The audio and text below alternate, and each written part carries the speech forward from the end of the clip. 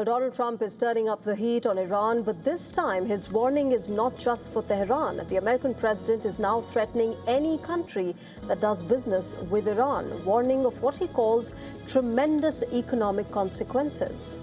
From China to Kiev, Pakistan, Iraq and the UAE, Iran's trading partners are now in the spotlight as the war enters a new phase. The big question is, can Trump isolate Iran without pulling the rest of the world into an economic war? It is a new warning and it is deliberately broad. President Trump has declared what he calls economic D-Day against Iran, promising what he describes as the most crushing economic operation ever taken against any country. However, this time, the target is not just Iran. Trump is now warning countries, banks, businesses, airports and government entities against providing any financial or economic lifeline to Tehran. He named oil smuggling, cash transfers, swap lines, exchange houses, ship registries and front companies. But it did not spell out exactly what punishment those countries could face. Trump's message is clear: help Iran and you could be next in Washington's crosshairs. Well, the problem is some of the countries doing business with Iran for major economic powers and in some cases American allies. So that is Donald Trump. But remember, China is the biggest name on that list. Beijing is Iran's largest trading partner and has been the main buyer of Iranian oil, with estimates suggesting that China has purchased as much as 90% of Iran's oil exports. China has already rejected the idea that more sanctions will solve the crisis. And there is the UAE, one of Iran's biggest commercial partners, which has now announced a halt to trade and financial transactions with Tehran. That move could hit Iran hard, remember, because Dubai's financial network has long been a critical channel for Iranian trade. The map of Iran's trading partners shows why Trump's threats could have consequences far beyond Tehran. Turkey and Pakistan have continued massive overland trade with Iran. Iraq remains vulnerable to U.S. pressure because of its deep economic links with Tehran. The escalation comes after a 60-day ceasefire expired without a diplomatic settlement to the war. Trump has also come under growing pressure at home as the conflict pushes up energy costs and the U.S. heads towards the midterm polls.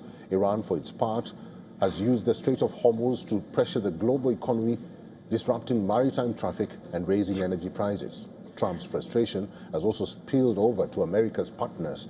Earlier this week, he threatened Oman, a U.S. ally and mediator, and then posted a map describing parts of Oman, the UAE and Iran as a new U.S. territory.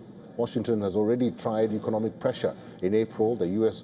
launched a wave of sanctions against foreign banks and firms dealing with Iran, along with a naval blockade designed to cut off Iranian revenue.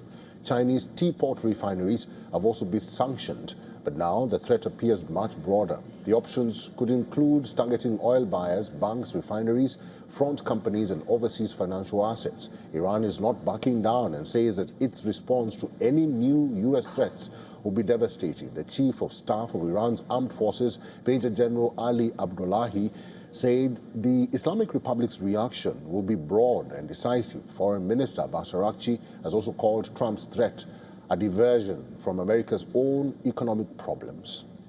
So now Donald Trump is opening a new front in the war against Iran, not just a military front, an economic front that could reach China, India, the Gulf, Turkey, Pakistan and beyond. The UAE has already moved to cut economic ties with Tehran. China is resisting pressure. Other partners are now watching Washington's next move. The question is, will Donald Trump's economic D-Day force Iran back to the negotiating table or turn a war with Iran into a much bigger global confrontation? We're still talking about Trump, and the Trump administration has selectively declassified intelligence documents from past contests, but is currently withholding the official 2024 election foreign meddling report from the public. Well, reports show that while the Congress legally required U.S. intelligence agencies to share a holistic look at foreign attempts to influence voters in 2024, the administration has left this crucial document out of its recent releases. The document would provide the public with a holistic look at foreign attempts to influence voters and sow division around the presidential contest and other federal races that year. Now, the omission of the report on the 2024 election shows the highly selective nature of the Trump White House's approach to declassification. Picking and choosing what intelligence to disclose is the prerogative of any president, which is a tradition that presidents have observed since the modern classification system was established during the Truman and Eisenhower administrations. But Trump has politically weaponized that very system like never before during his second term. The administration has not publicly explained why the 2024 file has not been released, even as Trump has vowed in recent weeks to protect elections from foreign and domestic threats. Congress passed a number of laws after Russia's interference in the 2016 presidential election intended to better inoculate the American public from foreign attempts to influence voters. To some degree, presidents in both parties have always leaned on their declassification powers to selectively release files while holding back other secrets that could be considered embarrassing or complicate political and foreign policy considerations. Former President Biden, for example, declined to release a full, unredacted intelligence assessment about the murder of the journalist Jamal Khashoggi, even after a government board recommended it to be disclosed to the public. Since returning to office, Trump has declassified a large volume of files, including about the assassination of former President John F. Kennedy, sightings of UFOs, and under pressure from some of his supporters and members of Congress, millions of pages of documents about the disgraced financier, the late Jeffrey Epstein.